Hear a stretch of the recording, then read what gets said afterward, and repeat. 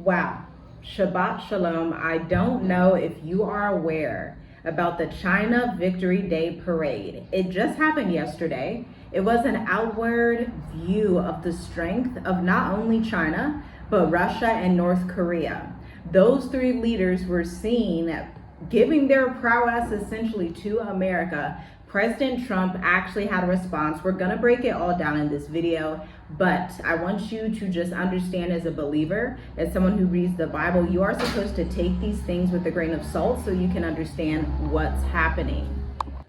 Let's get into it. So, the parade before the end. On September 3rd, 2025, China's Victory Day Parade happened. Nuclear missiles capable of reaching Washington, robotic wolves, hypersonic carrier killers, and underwater drones were all lined up as Xi Jinping welcomed Vladimir Putin and Kim Jong-un at his side. It was more than a military show. This was a prophetic signpost.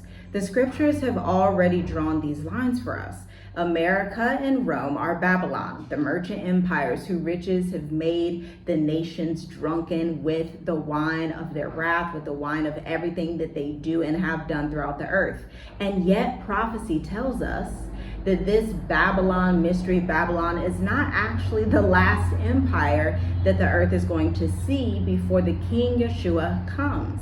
So Babylon, America and Rome, drunk with power. The book of Revelations depicts this very clearly. Babylon is not just known as a city, but it is nations, a spirit of an empire that deceives every nation of the earth. Listen to this from Revelations 18:3. For all nations have drunk of the wine of the wrath of her fornication. The kings of the earth have committed fornication with her. The merchants of the earth are waxed rich through the abundance of her delicacies. Again, Revelations chapter 18, verse 3. Rome once ruled the known world with legions and trade routes. America, inheriting that mantle, rules through dollars, media, and military bases. Both are Babylon, corrupt, rich, powerful, and doomed to fall in just 1 hour. Revelations 18:10 says it. But now we got to look at the rise of Gog and Magog. Asia ascends while Babylon is going to start to decline soon. We can see in Ezekiel that he foresaw a northern coalition that just literally, if you look at that Victory Day Parade video, I was kind of shocked. It was like, oh, they're like outwardly showing everybody, this is us, this is what it is. We're about to arise and ascend. And people are always like, hey, does the Most High care about politics? Is he caring about any of that stuff? And it's less about the word politics. I mean, it's an English word, before English was even a language, the prophecy was already written. So it's less about politics and more about what is happening prophetically on the earth, so that all of humanity can have an understanding of what they're supposed to do in the end times. Obviously, repentance is number one. Number two, discern the times, because we are not left without wisdom.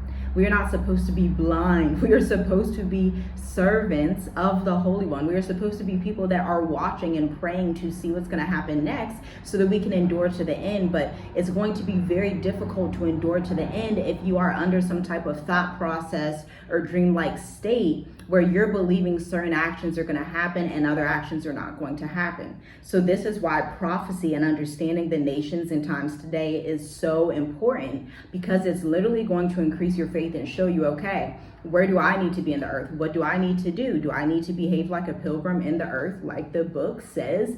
Where should I be in these times? What should I be thinking about? Historically, Magog was tied to the peoples of Central Asia.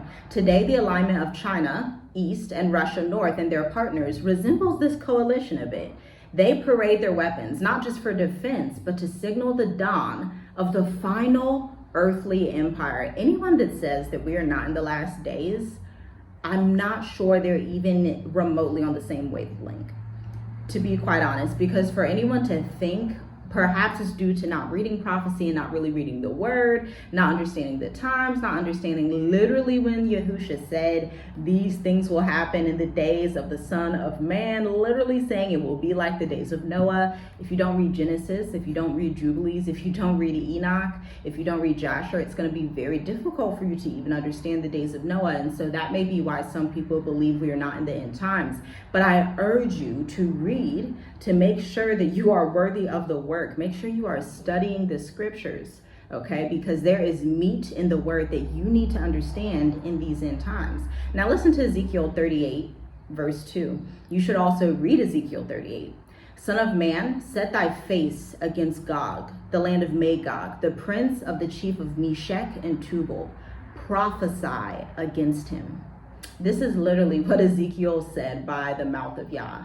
And when the 1,000 years are expired, Satan shall be loosed out of his prison, and shall go out to deceive the nations which are in the four quarters of the earth, Gog and Magog, to gather them together for battle. Revelations chapter 20, verses 7 through 8. That one really, I haven't really been looking at Revelations 20. I've been focused on Revelations 13 through 18, but Revelations 20, especially that verse, is okay, this is literally what's happening right now. We need to be aware of these things. Though this has layers of fulfillment, the current rise of Asia mirrors the final convergence of these prophecies. Parades of fire, yet dust before the Most High Yah. Behold, this is what Yah is saying. I'm against thee, O Gog, the chief, prince of Meshech and Tubal. Ezekiel 39, verse 1. Even as they rise, Yahuah declares that he is against these nations. He will draw them into conflict on purpose to confuse them and strike them down, not by missiles, but by his own hand. And this is the Sabbath reminder amidst these empires rising up, ascending, descending. It's a lot of chaos in the earth, but this is why the Sabbath is so important. While these empires are preparing for war, Yahuah calls his people to the Sabbath rest. The seventh day is resistance. It reminds us that no earthly empire, whether Babylon, Gog, Magog, or anyone else in between, defines the times and seasons. Only the Most High Yah does. Listen to what Isaiah said in his book.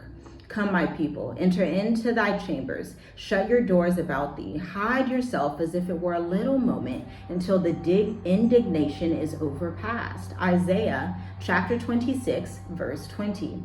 In the days of global parades and nuclear boats, the remnant is called not to hide in bunkers, but to hide in the presence of Yah, wherever he chooses to send them throughout this earth. The last kingdom before Yeshua. Daniel saw it so clearly.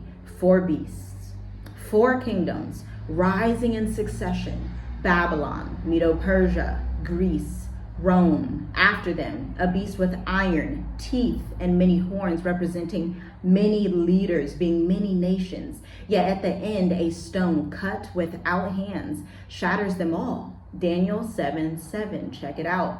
Asia's rise, the coalition of Gog and Magog, is the final earthly kingdom that is going to rise against Yeshua, the last empire permitted before the return of the king. And when it exalts itself, Yeshua will appear, riding with the armies of heaven. And out of his mouth goes a sharp sword, that with it he should smite the nations. Doesn't that sound like he's coming for war? Smite the nations? That's very strong language. And so this is my final word for you that I have.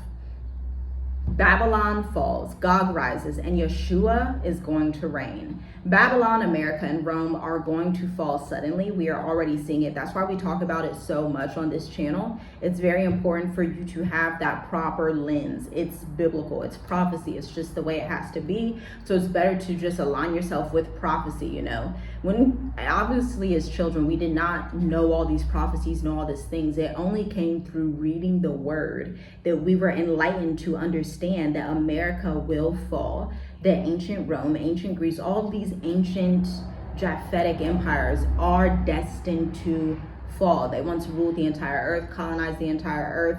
Everything has to fall at the end of the day. But before Yeshua returns, there is going to be another empire that arises China and Russia and North Korea, they're the perfect ones. China has technology that is out of this world. Some people don't like to look into what's happening in China with AI, what's happening in China with the robo-dogs. It's literally really, really interesting.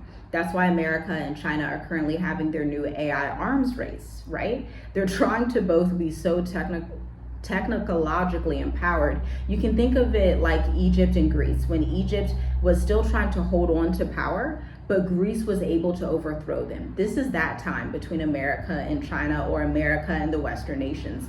America is trying to hold on to power. It will hold on to some power, the way that we talk about that Greece is literally still a nation on earth. Egypt is still a nation on earth. Rome, Italy is still a nation on earth, but they're not the strong powerhouses that they used to be. The ascension of another empire is going to come up, okay? These empires, these Asian empires, are going to rise swiftly, parading into unstoppable arsenals for humankind.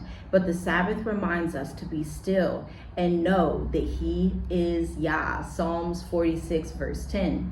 The end of man's kingdoms is not chaos, it is coronation.